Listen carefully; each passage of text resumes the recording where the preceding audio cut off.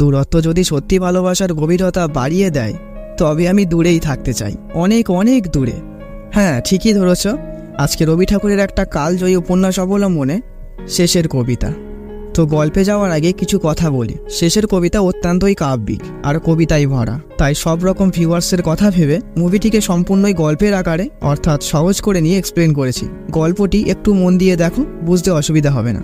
আজকে গলাটা সঙ্গ দিচ্ছে না, একটু মানিয়ে নিও। তো চলো গল্পে যাওয়া যাক। তো গল্পের শুরুতেই অক্সফোর্ড ইউনিভার্সিটি থেকে একজনকে আসতে দেখি। এর নাম অমিত কুমার রয়, আর তার জন্য অপেক্ষা করছে তার বান্ধবী কেতকী মিত্র ওরফে কেটি মিত্তির। আচ্ছা, আমরা আগে অমিত রয়ের পরিচয়টা জেনে নেই। অমিত আজকে ব্যালেস্টারি পাশ করে বেরিয়েছে।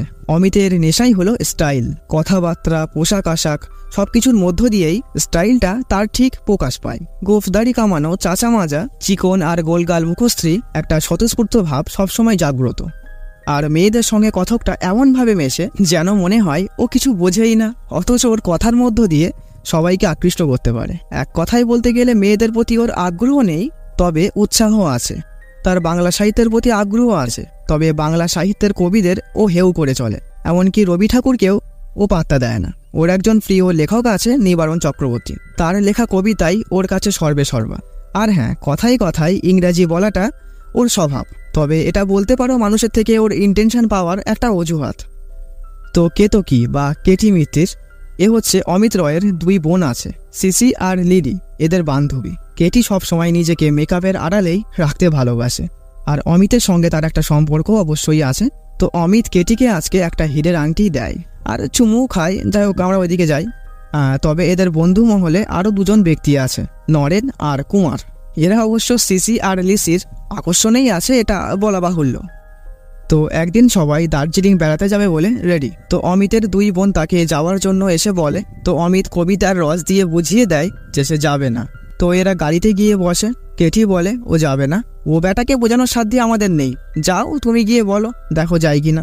তো কেটি এসে অমিতকে বলে, তুমি কি আমাদের সঙ্গে যেতে চাও না? অমিত বলে, আমি ট্যুরিস্ট না, আমি এখন একটু মনকে জাগাতে চাই, তাই আমি শিলং পাহাড়ে যাব। তো অমিত মোটরে করে শিলংয়ের উদ্দেশ্যে যাত্রা করে। এই পাহাড়ি পথ দিয়ে তেমন একটা গাড়ি ঘোড়া চলে না, তাই সে একটু জোরেই গাড়ি চালাচ্ছিল। চেরাপুঞ্জি থেকে যখনই সে গাড়িটা ঘোরায়, উল্টো দিক থেকে আসা একটা গাড়ির সঙ্গে অ্যাক্সিডেন্ট হয়ে যায়। না, কারোর ক্ষতি হয়নি, তবে দ্বিতীয় গাড়িটির একটু ক্ষতি হয়েছে। তো সেই গাড়ি থেকে বেরিয়ে আসে একটি মেয়ে।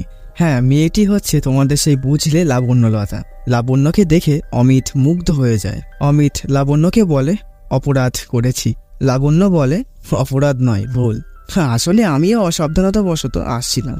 অমিত বলে, চাইলে আপনাকে বাড়ি পৌঁছে দিয়ে আসতে পারি। না, তার দরকার হবে না, আমার পাহাড়ে চলা অভ্যেস আছে। অমিত বলে, তো আমাকে ক্ষমা করলেন তার প্রমাণ? আগেই বলেছি, অমিতের কথাবার্তায় কিছু মনে না হলেও তার কথাতে চতুরতা বিদ্যমান। তো লাবণ্য তার গাড়িতে গিয়ে ওঠে এবং সে লাবণ্যকে বাড়ি পৌঁছে দেয়। তো ঘরে যাওয়ার সময় লাবণ্য অমিতকে বলে, আপনি কাল একবার সময় করে আসবেন, আমার কর্তামার সঙ্গে আপনার পরিচয় করিয়ে দেব। অমিত বলে, হ্যাঁ ঠিক আছে। অমিতের মনে হচ্ছিল সে তো পারলে এক্ষুনি চলে যেতে চায়, কিন্তু না, এটা বেশি হয়ে যাবে। তো এইবারে লাবণ্যলতার পরিচয়টা একটু দেই।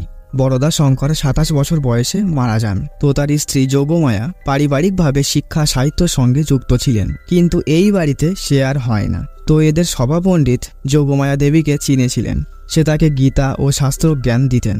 তো এইভাবে চলল। তো এরপরে তার ছেলে জ্যোতিশঙ্কর ও তার মেয়ে সুরমাকে নিয়ে সে সেখান থেকে চলে আসে। সে শীতের সময় কলকাতায় থাকে আর গরমের সময় পাহাড়ে। জ্যোতিশঙ্কর এখন কলেজে পড়ে, আর সুরমাকে টিউশনি পড়ানোর জন্য লাবণ্যলতাকে তিনি পেয়েছেন। লাবণ্যর বাবা অবনীশ দত্ত এক পশ্চিমী কলেজের শিক্ষক। মেয়ের বিয়ে নিয়ে তার অত মাথা ব্যথা নেই, তার একমাত্র লক্ষ্য তার মেয়েকে সর্বশিক্ষায় শিক্ষিত করা। অবনীশ দত্তের একজন প্রিয় পাত্র ছিল, তার ছাত্র শোভনলাল। ছেলেটি পড়াশোনাতে খুবই ভালো এবং সে গরিব ঘরের, শান্ত তবে সোজাসাপটা কথা বলতেই ভালোবাসে। লাবণ্যদের বাড়িতে তার অবাধ যাওয়া আসা, কারণ অবিনাশবাবু তাকে বলে রেখেছেন তার যখনই ইচ্ছে হবে তার লাইব্রেরি থেকে সে বই নিতে পারে। আর তাছাড়া লাবণ্যর সঙ্গে তার বন্ধুত্ব, তারা একসঙ্গে বিএ ও এমএ দিয়েছে। তো এমনই একদিন সকালে সুরমাকে লাবণ্য পড়াচ্ছে, অমিত রয় এসে হাজির। তো লাবণ্য তাকে বসিয়ে কর্তামা অর্থাৎ যোগমায়াকে ডাকতে যায়। তো এখানে বলে রাখি, যোগমায়া দেবী লাবণ্যকে তার মেয়ের মতোই ভালোবাসে। তো একটু পরে যোগমায়া দেবী আসলে অমিতের সঙ্গে কিছু আলাপচারিতা হয়। তো যোগমায়া দেবী অমিতকে জিজ্ঞাসা করে, তোমার মা আছেন? অমিত বলে, ছিলেন, তবে মাসি থাকাটাও খুব জরুরি। আজকে যদি মায়ের গাড়ি ভাঙতাম তাহলে বকুনির শেষ থাকতো না, আর মাসির হলে বলতেন ছেলে মানুষই। যোগমায়া দেবী অমিতের কথাই খুবই খুশি হয় এবং সে মনে মনে ঠিকই করে নেয় যে অমিত রয়ের সঙ্গে লাবণ্যর বিয়ে দেবেন। তো এরপরে দুজনে কথা বলতে বাড়ির বাইরের বাগানে ঘুরতে আসে। তো কথায় কথায় অমিত বলে, আপনি আমাকে অমিত বাবু বলবেন না। লাবণ্য বলে, তাহলে মিস্টার রয়? অমিত বলে, ও তো বহু সমুদ্রের ওপারের নাম, বাবুটা বাদ দিলেই হবে। লাবণ্য বলে, সময় লাগবে। আচ্ছা, এখন যেতে হবে, সুরমাকে একটু পড়াতে হবে। তবে একটা সমস্যা, জ্যোতিশঙ্করের জন্য ইংরেজি মাস্টার পাওয়া যাচ্ছে না। অমিত বলে, তো আমিই পড়াই। লাবণ্য বলে, আপনি কর্তামার সঙ্গে কথা বলে দেখুন। তো এর পরের দিন থেকেই অমিত জ্যোতিশঙ্করকে পড়াতে আসে। তো শুরুর কয়েকদিন সে ঠিকঠাক টাইমে পড়াতো। আস্তে আস্তে তার পড়ানোর বেগ এতই বাড়তে লাগে যে দুপুরের মধ্যাহ্নটাও যোগমায়া দেবীর কাছে সে খেয়ে বাড়ি যায়। তার এই উন্নতি অবশ্য লাবণ্যর টানে, সেটা বলা বাহুল্য। তো সকালবেলাতে লাবণ্যর পাখি দেখতে যাওয়ার একটা অভ্যেস ছিল। তখনও পড়াতে যাওয়ার সময় হয়নি। অমিত লাবণ্যকে দেখতে পেয়ে ছুটতে ছুটতে তার কাছে আসে। লাবণ্য বলে, আরে ডাকতেই পারতেন। অমিত বলে, কাছে থাকলে তো বিনা সম্বোধনেই ডাকতে পারে, দূরে গেলেই অসুবিধা হয়ে যায় বড্ড। লাবণ্য বলে, নামকরণে সময় লাগবে। অমিতের প্রকৃতি, পাখি এইসব নিয়ে অত ইন্টারেস্ট নেই, কিন্তু লাবণ্যর সঙ্গে পড়ে তার এইসব কিছু এখন খুবই ভালো লাগছে। তো এরপরে তারা পাহাড়ে অনেক ঘোরাঘুরি করে। অমিত লাবণ্যকে অনেক কবিতাও শোনায়। তো এখানে হঠাৎই কুমারের সঙ্গে অমিতের দেখা হয়ে যায়। আসলে কুমার এখানে এসেছিল হাওয়া বদলের জন্য। তো লাবণ্য আর অমিতকে একসঙ্গে দেখে কুমার একটু অবাক হয়। তো এরপর থেকেই মাঝে মধ্যে এরা পাহাড়ে ঘুরতে আসে। আর রবি ঠাকুরের কবিতা নিয়ে তাদের মধ্যে প্রায় সময় সমালোচনা হয়, কারণ লাবণ্যের পছন্দ রবি ঠাকুরের কবিতা আর অমিতের সেই নিবারণ চক্রবর্তী। লাবণ্য অবশ্য বুঝতে পারে যে অমিতের এই নিবারণ চক্রবর্তী আসলে সে নিজেই, তার নিজের কবিতাগুলোকে সে ওই লোকের নাম করে চালায়। তো একদিন অমিত লাবণ্যকে বলে, তোমাকে আমি ডাকবো বন্যা বলে। লাবণ্য বলে, হ্যাঁ ঠিক আছে, তবে তোমার মাসির সামনে যেন বলো না। অমিত বলে, আমারও যে এইবারে একটা বেসরকারি নাম লাগবে, তোমাকে আমি ডাকবো মিতা বলে। তো যাই হোক, এদের মতো কেমিস্ট্রি খুব ভালোই জমে উঠেছে। তো একদিন শোভনলাল লাবণ্যর বাবার কাছে গান করছিল। তো সেটা পাশ থেকে লাবণ্যও শুনতে পেয়েছিল। তো একদিন সে শোভনলালকে জিজ্ঞাসা করে, আচ্ছা সেদিন যে গানটা গাইছিলে ওটা কার গান? ওটা রবি ঠাকুরের। কই, আমি তো পড়িনি বা শুনিনি তো। শোভনলাল বলে, এটা ওনার অবকাশিত, ওনার সঙ্গে আমার একটু পরিচয় আছে, মাঝে মধ্যে ওনার কাছে যাই, যেটুকু পাই সংগ্রহ করে নিয়ে আসি। লাবণ্য বলে, ও আচ্ছা। শোভনলাল একদিন লাইব্রেরিতে বই দেখতে গিয়ে একটা বইয়ের মধ্যে লাবণ্যর একটা ছবি পায়। তো শোভনলাল ছবিটির একটা কপি আগিয়ে নিয়ে পরের দিন ছবিটি যথাস্থানে রেখে দিয়ে আসে। আসলে শোভনলাল লাবণ্যকে যে কতটা ভালোবাসে সেটা বুঝতেই পারছো। তো একদিন ননী গোপাল অর্থাৎ শোভনলালের বাবা অবিনাশ বাবুর বাড়িতে চড়াও হয় এবং তাকে উল্টো পাল্টা অনেক কথা শুনিয়ে যায়। নালিশটা হচ্ছে অবিনাশ নাকি তার ছেলেকে পড়ানোর ছুতোয় তার মেয়ে লাবণ্যকে শোভনলালের ঘাড়ে তুলে দিচ্ছে, সে নাকি ছেলে ধরার ফাঁদ পেতেছে। আসলে শোভনলালের কাছে থাকা ওই লাবণ্যর আঁকা ছবিটি কালক্রমে তার বাবা ননী গোপালের হাতে এসে পড়েছিল, আর তাতেই ঘটেছে এই বিপত্তি। কারণ তার ছেলের ভবিষ্যতের বাজার দর অনেক বাড়বে, আর সেখানে লাবণ্যর মতো একটা মেয়েকে সে কোনো মতেই মেনে নেবে না। শোভনলাল সেই দিন চোখের জল মুছতে মুছতে লাবণ্যদের বাড়ি থেকে বেরিয়ে গেছিল। লাবণ্যও অবাক হয়ে যায় যে তার অগোচরে তার পুজোও তাহলে কেউ করে। তো এরপরে শোভনলাল তার বাবার সঙ্গে আর থাকে না, সে প্রকৃতি ভ্রমণে বেরিয়ে যায় আর সঙ্গে সাহিত্য চর্চা নিয়ে থাকে। তো একদিন তার শিক্ষক অর্থাৎ লাবণ্যর বাবার কাছে তার লাইব্রেরি থেকে দুটো বই চেয়ে পাঠায়। তো লাবণ্যর বাবা স্বয়ং তাকে তার কাছে ডেকে পাঠায়। তো কিছুদিনের মধ্যেই শোভনলাল আসে।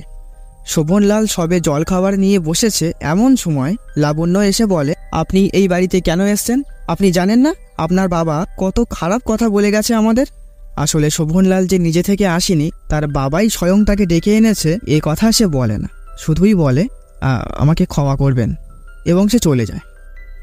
তো এরপরে লাবণ্য তার বাবাকে বলে, আমি যোগমায়া দেবীর বাড়িতে থেকে গভর্নেন্স হিসাবে ওর ছেলে মেয়েকে পড়াবো, আমি ইন্ডিপেন্ডেন্স হতে চাই। তো এরপর থেকে লাবণ্য যোগমায়া দেবীর বাড়িতে থাকতে শুরু করে। তো এমনই একদিন অমিত রয় হঠাৎ যোগমায়া দেবীর বাড়িতে আসে। সে বলে, মাসিমা ঘটকালি করতে এলাম। যোগমায়া বলে, তা পাত্রটি কে? এই যে আপনার সামনে অমিত কুমার রয়। যোগমায়া বলে, আচ্ছা ঠিক আছে, ধরে নিলাম আমার লাবণ্যকে তুই পেয়েছো, তারপর মানে হাতে পাওয়ার পরেও যদি পাওয়ার ইচ্ছাটা প্রবল থেকে যায় তবেই বুঝবো আমার লাবণ্যর মতো মেয়েকে বিয়ে করার তুমি যোগ্য। অমিত বলে, হ্যাঁ ভয় পাবেন না, আমি অবশ্যই যোগ্য হব। কিন্তু এইবারে লাবণ্যর মনে সংশয় বাসা বাঁধে। সেও অমিতকে ভালোবাসে, তবে বিয়ে করতে সে সাহস পাচ্ছে না। কারণ সে প্রথমে ভেবেছিল অমিত রয় প্রেমিক তথা স্বামী হিসাবে একদমই পারফেক্ট, তাকে বিয়ে করাই যেতে পারে। কিন্তু সমস্ত কিছুই রোমন্থন করে সে বুঝতে পারছে অমিত প্রেমিক হিসাবে ঠিক আছে, কিন্তু স্বামী হিসাবে তার সঙ্গে ঠিক যায় না। তো একদিন এই নিয়ে দুজনের মধ্যে কথা হয়। লাবণ্য অমিতকে বলে, মিতা দেখো, তোমার স্টাইল, তোমার বুদ্ধি, তোমার রুচি আমার অনেক উপরে। এখন তো তোমার সঙ্গে আমি তাল মিলিয়ে চলছি, কিন্তু একদিন আমি পিছিয়ে পড়ব। আর সত্যি কথা বলতে তখন তুমি আমার দিকে ফিরেও দেখবে না। আসলে তুমি ঠিক সংসার ফাঁদবার মানুষ নও, সংসারটাকে মনে মনে জানো ভালগার। মিতা, তুমি আমাকে বিয়ে করতে চেও না। অমিত বলে, বন্যা, এই অমিত পাল্টে গেছে। লাবণ্য বলে, তুমি বুদ্ধি দিয়ে সবকিছু বুঝতে চাও, কিন্তু সৃষ্টি তো সবসময় অতটাও স্পষ্ট হয় না। লাবণ্য বাড়ি আসে। সে জানে তার ভাবনা ভুল নয়, তাও কষ্ট হয়। সে কাঁদতে থাকে। স্বাভাবিক, একটা মানুষ যখন দোটানায় পড়ে যায় আর এমন একটা পরিস্থিতিতে নিজেকে সামলানো খুবই কষ্টকর। এইদিকে কুমার এসে অমিতের বোনদের ও কেটি মিত্রকে বলে অমিত আর লাবণ্যকে সে শিলং পাহাড়ে দেখেছে। কেটি বলে, আমি শিলং যাব। সঙ্গে অমিতের বোনরাও বলে, আমরাও যাব, দেখতে চাই কে এই গভর্নেন্স লাবণ্য। তো এইদিকে অমিত যে বাড়িতে ভাড়া থাকতো সেই বাড়ির মেয়াদ ফুরিয়ে যাওয়ায় তাকে সেখান থেকে চলে আসতে হয় এবং সে একটি জরাজীর্ণ কুঠিরে এসে থাকতে শুরু করে। এইদিকে যোগমায়া লাবণ্যকে বলে, তুমি যে সিদ্ধান্ত নিয়েছো ঠিক নিয়েছো? হ্যাঁ, বিয়ে করলে মানুষকে মেনে নিতে হয়, তখন আর গড়ে নেওয়ার ভাগ পাওয়া যায় না। কর্তামা, বিয়েটা সবার জন্য নয়। আমি যে সাধারণ বাড়ির একটা মেয়ে, এটা অমিত দেখতে পেয়েছে বলে আমার মনে হয় না। ও না কতকটা আবেগ কথা দিয়ে নিজের ইচ্ছে মতো আমাকে গড়ে চলেছে।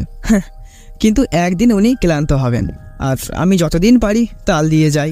যোগমায়া বলে, অমিত রয়ের সঙ্গে তোমার দেখা না হওয়াটাই হয়তো ভালো ছিল। তো একদিন যোগমায়া তার ছেলের কাছ থেকে শোনে অমিত নাকি একটা ভাঙা বাড়িতে গিয়ে উঠেছে। এটা শুনেই যোগমায়া সেখানে তৎক্ষণাৎ চলে আসে। তো অমিতের দুরবস্থা দেখে তার মায়া হয়। সে বাড়ি এসে লাবণ্যকে বলে, লাবণ্য, তুমি যদি অমিতকে ভালোই না বাসো তাহলে ওকে স্পষ্ট গিয়ে বলে দাও অমিত কিন্তু এই দুরবস্থাতেও তোমার জন্য এখনো রয়ে গেছে। লাবণ্য বলে, আমি তো ভালোবাসাতে মরতেও পারি, কিন্তু আমি অমিতকে বিয়ে করতে জানি না আমি কি করব। তো যোগমায়া লাবণ্যকে ধরে অমিতের কাছে নিয়ে আসে এবং লাবণ্য আর অমিত রয়ের দুই হাত এক করে দেয় এবং লাবণ্যর গলার হাড় খুলে তাদের হস্তবন্ধন করে দেয়। অমিত বলে, লাবণ্য, আমি তোমাকে একটা আংটি পরাতে চাই। লাবণ্য বলে, আচ্ছা। এদিকে অমিতের নামে এক গাদা চিঠি জমা হয়েছে। আসলে তার কলকাতা ফেরার দিন অনেক আগেই পেরিয়ে গেছে, তাই তার বাড়ি থেকে এত চিঠি এসে জমা হয়েছে। তাই সে একবার কলকাতা থেকে ঘুরে আসতে চায়। যোগমায়া বলে, হ্যাঁ যাও, অগ্রহায়ণ মাসে একটা ভালো দিন দেখেছি, তো বিয়ে তো দেরিই আছে, যাও ঘুরে এসো। তো অমিত কলকাতা চলে যাবে, এই জন্য সে লাবণ্যর সঙ্গে দেখা করতে আসে। সে লাবণ্যকে একটা কবিতা বলতে বলে। লাবণ্য কবিতা বলে, আমি কবিতা পাঠ করতে পারি না, আমি সারমর্মটা বলে দিচ্ছি। লাবণ্যর বলা কবিতার মধ্যে একটা অভিমান আছে, ভালোবেসে না পাওয়ার কষ্ট আছে, তারপরেও হাসি মুখে নিরুপায় হয়ে কতকটা ত্যাগ করা বা বিদায় জানানো। তো এই কবিতা শুনে অমিত বলে, এই কবিতা তুমি কোথায় পেয়েছো? লাবণ্য বলে, এটা রবি ঠাকুরের কবিতা। অমিত বলে, কই, আমি তো শুনিনি, এটা অপ্রকাশিত কবিতা। আমার বাবার একজন ছাত্র ছিল, হ্যাঁ সে অবশ্য আমার বন্ধুই, সে রবি ঠাকুরের কাছে মাঝে মধ্যেই যেত, ওই ওনার থেকে কবিতা আনতো, আর বাড়ির টেবিলে ছিল, আমি পড়েছিলাম। অমিত বলে, যে কবিতা বললে বেশ বুঝতে পারছি এটা সেই হতভাগার মনের কথা। হয়তো হবে। অমিত বলে, আচ্ছা বন্যা, আজকে হঠাৎ সেই ছেলেটা আমাদের মধ্যে এসে কেন পড়লো? এমন করে বলো না মিতা, একদিন সে আমাদের বাড়ি থেকে খুব কষ্ট পেয়েই বিদায় নিয়েছিল। অমিত বলে, সেই বিদায় আর এই বিদায় কি এক? লাবণ্য বলে, এই তর্কের দরকার নেই, থাক। অমিত বাড়ি ফিরছিল, হঠাৎ রাস্তায় একটা গাড়ি এসে থামে। আসলে তার বোনেরা কেটি, কুমার সবাই অমিতকে এখানে খুঁজতে এসেছিল। তো তারা অমিতের পরিবর্তন দেখে একেবারেই অবাক। কলকাতাতে তার যেমন চাল চলন ছিল তেমনটা আর নেই, পুরো গাঁইয়া মতো হয়ে গেছে। তো তাদের গাড়িতে অমিতকে তুলে নিয়ে তারা যে লজ ভাড়া করেছে সেখানে চলে আসে। তো লজে অমিত এদের সঙ্গে থাকলেও মাঝে মধ্যেই তার খিদের খোঁজে চলে যায়। মানে একবার বলে জলপ্রপাত দেখতে যাচ্ছে, মধু সংগ্রহ করতে যাচ্ছে ইত্যাদি। আসলে তার খিদে যে লাবণ্য সেটা বুঝতেই পারছো। তো এমনই একদিন লাবণ্যর সঙ্গে অমিত দেখা করতে এসে সে ভ্রমণ নিয়ে কথা বলতে থাকে। লাবণ্য বলে, হঠাৎ আজকে এই কথা? অমিত বলে, কাশ্মীর থেকে আমার এক বন্ধুর চিঠি পেয়েছি, ওর নাম শোভনলাল। অমিতের কথায় লাবণ্য জানতে পারে এটা তার বন্ধুই শোভনলাল। অমিত বলে, একটা রাত আমরা একসঙ্গে ছিলাম, ও কারো নাম না বলে কিছু কথা বলেছিল, ওর গলাটা কেমন ভার হয়ে আসছিল। শোভনলাল জীবনে অনেক বড় একটা ধাক্কা খেয়েছে, কিন্তু ও বলে না। যাই হোক, আজ তোমাকে এই আংটিটা পরাতে আসলাম। এবং সে লাবণ্যকে আংটি পরিয়ে দেয়। তো এইদিকে অমিতের বোনেরা আর কেটি যোগমায়া দেবীর বাড়িতে আসে এবং অমিতের খোঁজ করে। যোগমায়া বলে ওরা বেরিয়েছে, কিছুক্ষণের মধ্যেই আসবে। অমিতের বোন লিসি বলে, আচ্ছা আমরা বসছি, আসুক। কিছুক্ষণ পরে অমিত আর লাবণ্য আসে। এদেরকে দেখে অমিত একটু হতবুদ্ধি হয়ে যায়। সে নিজেকে একটু সামলে বলে, মাসিমা, এই হলো আমার বোন সিসি আর লিসি, শুদ্ধ নামে সুমিতা আর ললিতা। আর এই যে কেতকী, আমার বোনের বন্ধু। আর এই যে লাবণ্য, এর সঙ্গেই আমার বিয়ে স্থির হয়েছে। এটা শুনে কেটির বুকটা শুকিয়ে আসে। অভিনন্দন অমিত, অক্সফোর্ডে তুমি আমাকে হীরের আংটিটা দিয়েছিলে, তারপর থেকে এক মুহূর্তের জন্যও আমি এটা খুলিনি। আজ শিলং পাহাড়ে এসে সেটা হারিয়ে গেল। এবং সে সবার সামনে আংটিটা খুলে রেখে সেখান থেকে চলে যায়। লাবণ্য অমিতকে বলে, একদিন যে আংটিটা কাউকে পরিয়েছিলে তা আজ আমাকে দিয়ে খোলালে কেন? অমিত বলে, তখন যাকে দিয়েছিলাম সে এখন আর তেমন নেই। লাবণ্য বলে, তুমি তোমার বোন বন্ধুদের নিয়ে শিলং পাহাড়টা কয়েকদিনের জন্য ঘুরে দেখাও। আমি রাগ করে বলছি না, তুমি আমাকে এই আংটিটা দিও না, কোনো চিহ্ন রাখার দরকার নেই বলে লাবণ্য তার হাত থেকে আংটিটি খুলে অমিতকে দিয়ে চলে যায়। তো এরপরে অমিত এদেরকে নিয়ে শিলং পাহাড়ে একটু ঘোরাঘুরি করে। শোভনলালের লেখা একটি চিঠি আসে লাবণ্যর কাছে। সে লিখেছে, কয়েকদিনের জন্য শিলংয়ে এসছিলাম, আবার চলে যাব, দেখা করতে চাইলে এসো। তো লাবণ্য দেখা করে। শোভনলাল বলে, তোমার কাছে আমি শাস্তি পেয়েছি, কিন্তু কবে যে কি অপরাধ করেছি তা আজ পর্যন্ত বুঝতে পারলাম না। আর আজকে এসেছি এই কথাটাই শুনবার জন্য, নয়তো যে মনে শান্তি পাচ্ছি না। ভয় করো না, আমার তোমার কাছে আর কোনো প্রার্থনা নেই। লাবণ্যর চোখটা ছলছল করে ওঠে। সে তখন কিছুই বলতে পারে না। লাবণ্য একটু তার অতীতের দিকে তাকায়। যে অঙ্কুরটা সে নিজেই বাড়তে দিতে পারত, অথচ সে নিজেই চেপে দিয়েছে, বাড়তে দেয়নি। সেই ছেলেবেলাতেই যদি সে একবার শোভনলালকে আপন করে নিতে পারত, কিন্তু তখন যে ছিল তার অহংকার, সে নিজেকে অনেক কিছুই মনে করত। কিন্তু আজকে স্বয়ং সত্যি ভালোবাসাই তার শোধ নিল, যা সেই দিন সহজেই হতে পারত, আজ তা বড্ড কঠিন। লাবণ্য শোভনলালকে চিঠি লিখতে বসে, তুমি আমার সব থেকে বড় বন্ধু, এর যে পুরো দাম দিতে পারি এমন ধন আমার হাতে নেই। আর তুমি কখনো দামও চাওনি, তোমাকে ফিরিয়ে দেওয়ার মতো শক্তি আমার নেই, আর অহংকারও নেই। তো এরপরে একদিন অমিত যোগমায়াদের বাড়ি আসে। এসে দেখে বাড়ি পুরোই ফাঁকা। বাড়ির মালিক বলে, ওরা কোথাও চলে গেছে, সে জানে না। তো এরপরে অমিত চলে আসে। যোগমায়ার ছেলে জ্যোতিশঙ্কর প্রেসিডেন্সি কলেজে ভর্তি হয়েছে। সে মাঝে মধ্যেই অমিতের কাছে আসে। পড়াশোনার বিষয়ে বা বই টই দরকার হলে অমিত তাকে সাহায্য করে। জ্যোতি অমিতকে বলে, শুনলাম কেটি মিত্রর সঙ্গে তোমার নাকি বিয়ে? অমিত বলে, হ্যাঁ, কেটির সঙ্গে আমার সম্পর্ক ভালোবাসার, তবে সেটা ঘড়ায় তোলা জলের মতো, যা প্রতিদিন ব্যবহার করা যাবে। আর লাবণ্য একটা দিঘি, সে ঘরে আনবার নয়, আমার মন তাতে সাঁতার দেবে।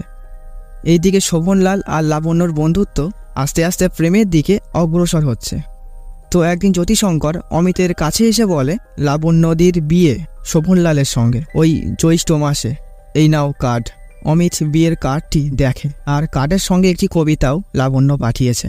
শেষের কবিতা, কালের যাত্রার ধ্বনি শুনিতে কি পাও, তারই রথ নিত্য উধাও, জাগাইছে অন্তরিক্ষে হৃদয় স্পন্দন, চক্রপৃষ্ঠে আধারে বক্ষ ফাটা তারার কন্দন, ও গো বন্ধু সেই ধাবমান কাল, জড়াইয়ে ধরিল মনে ফেলি তার জাল, তুলে নিল দ্রুত রথে দুঃসাহসী ভ্রমণের পথে, তোমা হতে বহু দূরে মনে হয় অজস্র মৃত্যুরে পার হয়ে আসিলাম, আজই নবপ্রভাতের শিখর চূড়ায়, রথের চঞ্চল বেগ হাওয়ায় উড়াই আমার পুরানো নাম, ফিরিবার পথ নাহি, দূর হতে যদি দেখো চাহি, পারিবে না চিনতে আমায়, হে বন্ধু বিদায়। আমার যা কবিতা পাঠ করার ছিঁড়ি এই পর্যন্তই থাক। আমি প্রথম কমেন্টেই কবিতাটা দিয়ে দিচ্ছি, যদি মনে হয় দেখে নিও। তো গল্পটি কেমন লাগলো সেটা অবশ্যই জানিও। তো আজকের মতো টাটা।